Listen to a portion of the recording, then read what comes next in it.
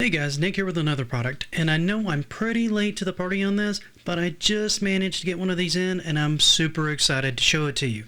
What you're looking at here is an experimental Pi. It's labeled as a Pi DMG, and this is a handheld in the style of the Gameboy. What makes this one different than most handhelds that I've found outside of the case styling is the fact that inside this thing is a Pi 4. These are the 4 gig versions of the Pi 4B, and man, this thing's a beast. I've been playing with it for a few days, and it's run pretty much anything I could put on it, as well as any other emulator that I've had in a Pi setup. So it pretty much runs everything that I can run on my normal Pi in one that's in a form factor of a handheld. How cool is that? Before we get too much into that and the specs, let's go ahead and take a look at the various configurations that you can order off of their site. The first option is the base case, as you can see in the picture. You need to pick out which adapter you want. Basically, this helps form fit the case to your choice of Pi model. It does not come with a battery, micro USB adapter, a Pi, a micro SD card. Obviously, you'll need your own RetroPie image and games as well. Next up is the full kit. This comes with everything you'll need to power the case. It still requires a Pi and a micro SD, games, and a RetroPie image, but mostly it's completely intact. Lastly, you have the Piboy DMG assembled. This is a fully tested, fully assembled kit that always comes with a Pi 4. By default, it's a 2 gig of memory unit. However, you can upgrade it to the 4 gig or even the 8 gig unit. It also comes with a fully loaded image and a 64 gig micro SD card.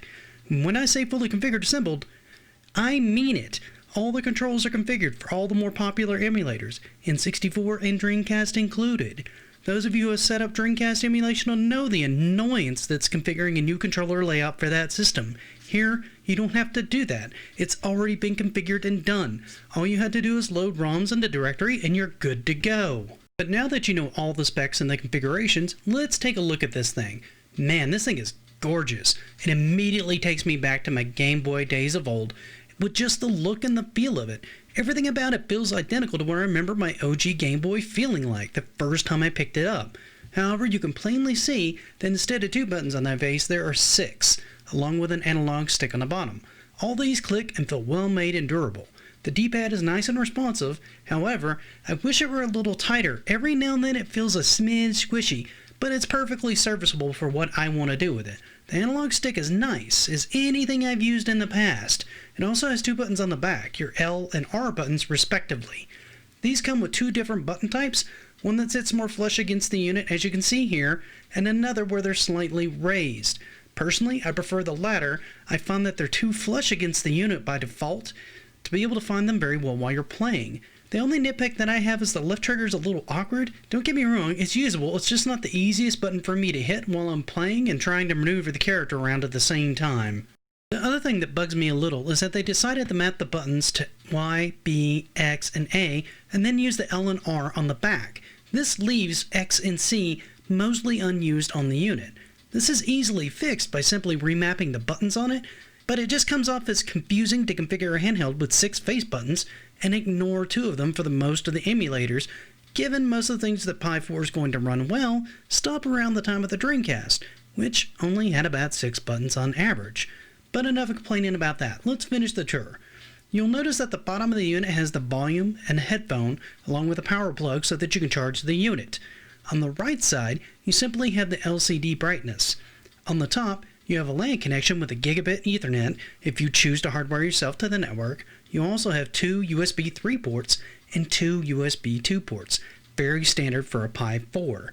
You will also notice the power switch on this unit has a safe on and safe off feature, so when you're done you can simply flip the switch off and the unit goes off without causing any damage to your SD card.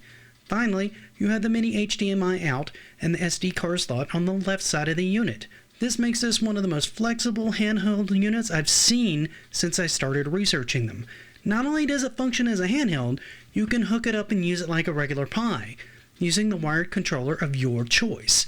Also, as with all Pis, you have Bluetooth compatibility if you choose to go wireless with your controller solution while you have it hooked up to a larger screen.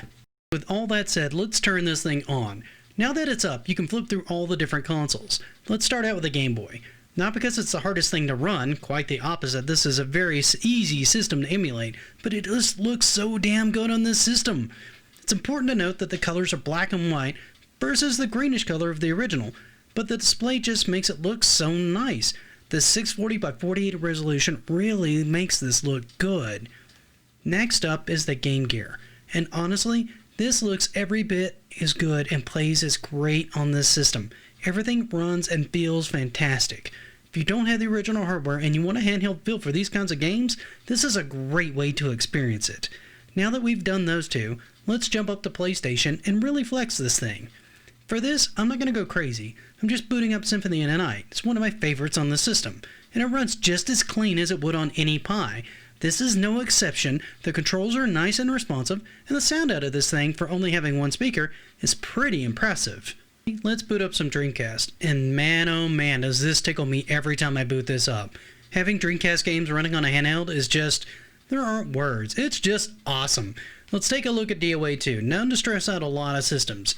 And this really isn't much of an exception here. The utilization spikes way up when you're running this one, but it stays clean and there's no tearing. The controls actually stay really responsive here, so it works really well. The unit does get a bit loud when we're hitting the upper limit of what you can do with a Pi, and this is no huge surprise for me. Next, let's take a look at Crazy Taxi. With all the movement, it's a great example of just how powerful the Pi 4 is and how well designed the case is that it doesn't have any more issues with this than it does. I will say, however, the unit can get pretty loud when you're hitting something as intensive as PlayStation or Dreamcast. With the vents on the back being so small, I'd highly recommend that if you're not using it as a handheld and have it plugged into a monitor, elevate it just a little so the unit can get some airflow while you're using it just to keep it from getting too hot.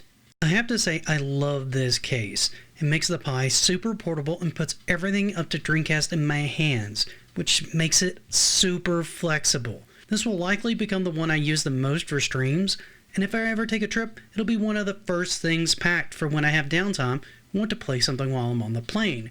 It's just a great handheld, feeling substantial and comfortable to hold, yet powerful enough to run almost anything you'd want to throw at it, at least at what's being capable of being run on a Pi.